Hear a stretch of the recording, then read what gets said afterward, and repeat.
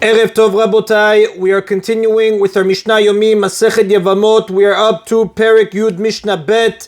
Today's Mishnayot should be Leilun Nishmat, Neria ben Svetlana, Ranbai, Eliyahu ben Burcha, Israelo ben Chana ben Miriam, Menuchatam began Eden, Amen, and Avdi ben Chaim Nachaim, with the Refuah Shelemav, Daniel Shalom ben Rosa, and Mariana Miriam Chaya bat Tamara betoch Shah Chulei Israel.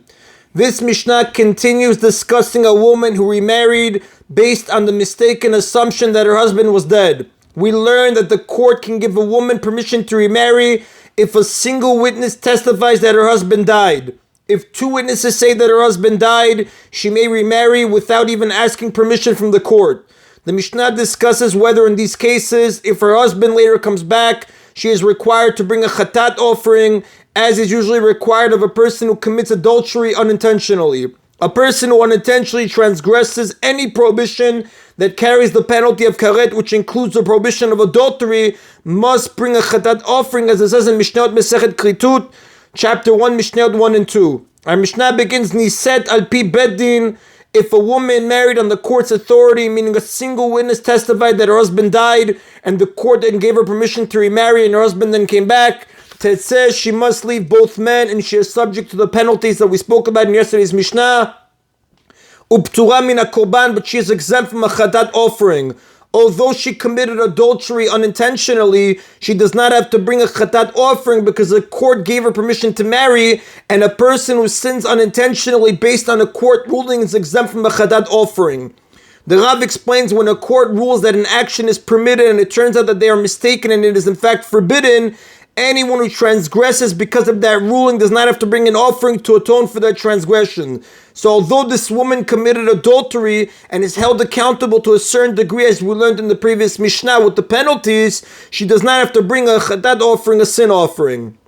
Lo niset al pi bedin. However, if she did not marry on the court's authority, rather two witnesses said that her husband had died and she was therefore allowed to marry without consulting a court, if her husband later came back, it says she must leave her second husband, but may return to her first husband, as Rabbi Shimon ruled at the end of the previous Mishnah.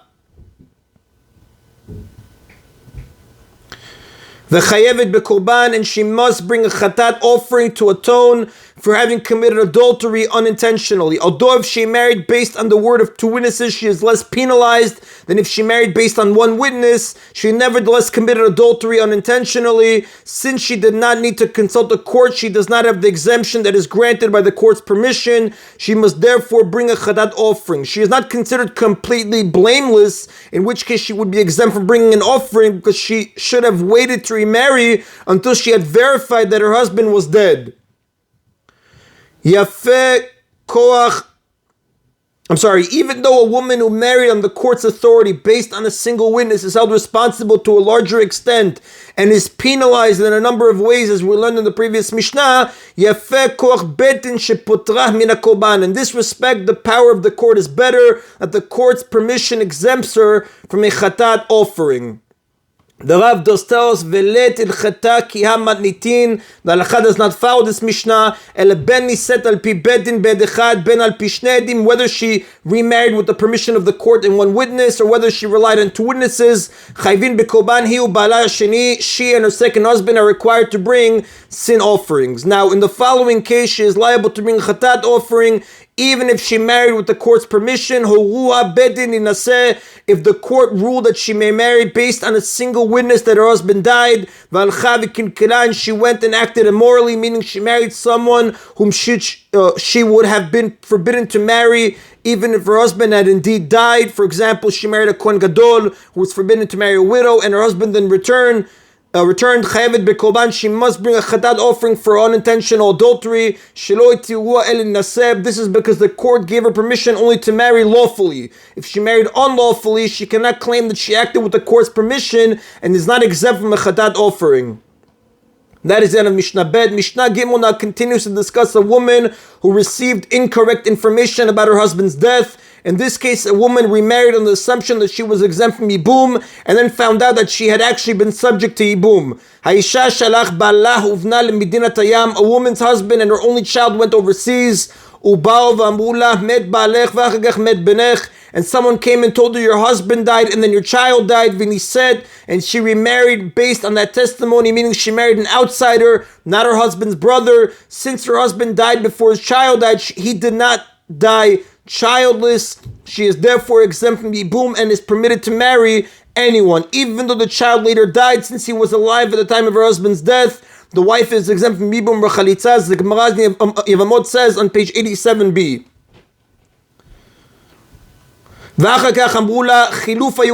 Later, other witnesses told her the opposite really happened, meaning her child died before her husband died. Originally, we said a woman's husband and her only child went overseas, and someone came and told her your husband died and then your child died, and she was allowed to remarry. But now other witnesses came and told her the opposite. Her child died before her husband died. Since her husband had no other children, he had died childless. She therefore had been bound to his brother for Yibum and was forbidden to marry her second husband. The Mishnah refers to a case in which the later testimony is believed over the original testimony, for example, where the first report was given by only one witness and the second report was given by two witnesses.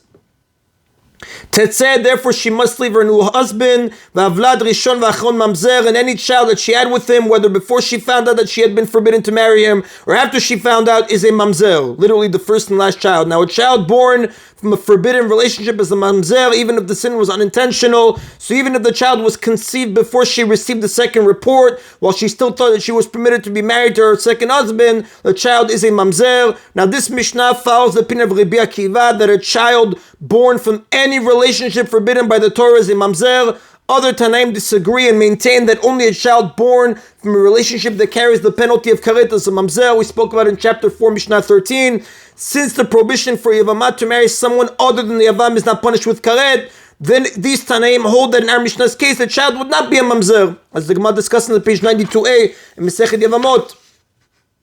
And the Rav does tell us that Al-Chad does not follow Rabbi Akiva. The Al-Chad follows the other opinions that the child would not be a mamzer unless it is a child of a forbidden relationship punishable by karet. In the next case, a woman married a Yavam based on incorrect testimony. Someone told her your child died and then your husband died, which means that her husband died childless and she is therefore bound to his brother for Yibum.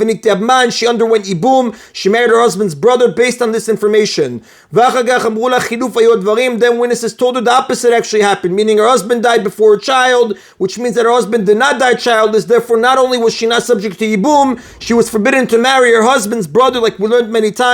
A woman is forbidden to marry her husband's brother except where there is a mitzvah of Yibum.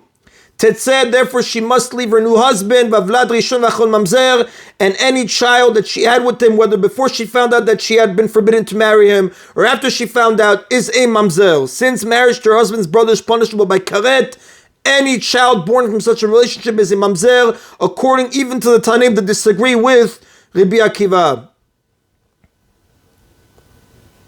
Another case where a woman remarried based on the incorrect assumption that her husband was dead. If someone told her your husband died, then he said, and she remarried based on this testimony. And then witnesses told her he was actually alive at the time that you remarried, but he has now died. Tetzeh, she must leave her new husband. Since she married him while her husband was still alive, she committed adultery, and a woman who commits adultery may not remain with the adulterer.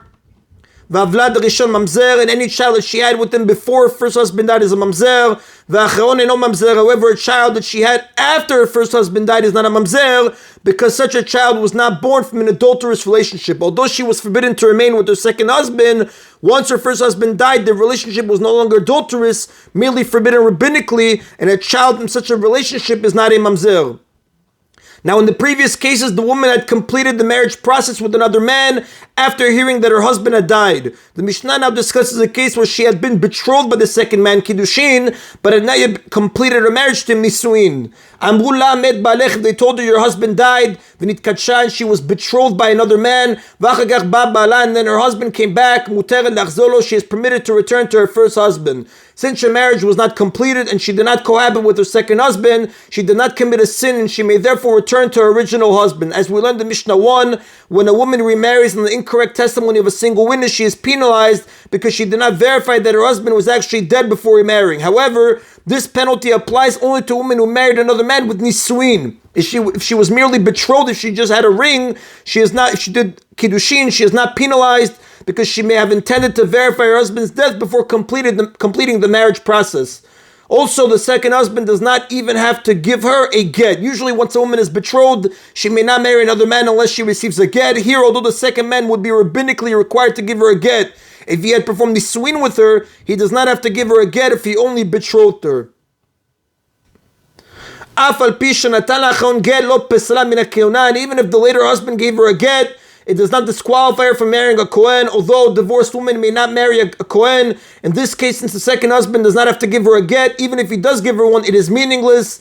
This law was derived by Rabbi Elazar ben Matya from the following verse in Vayikra, chapter 21, verse 7, V'isha gerusha meisha.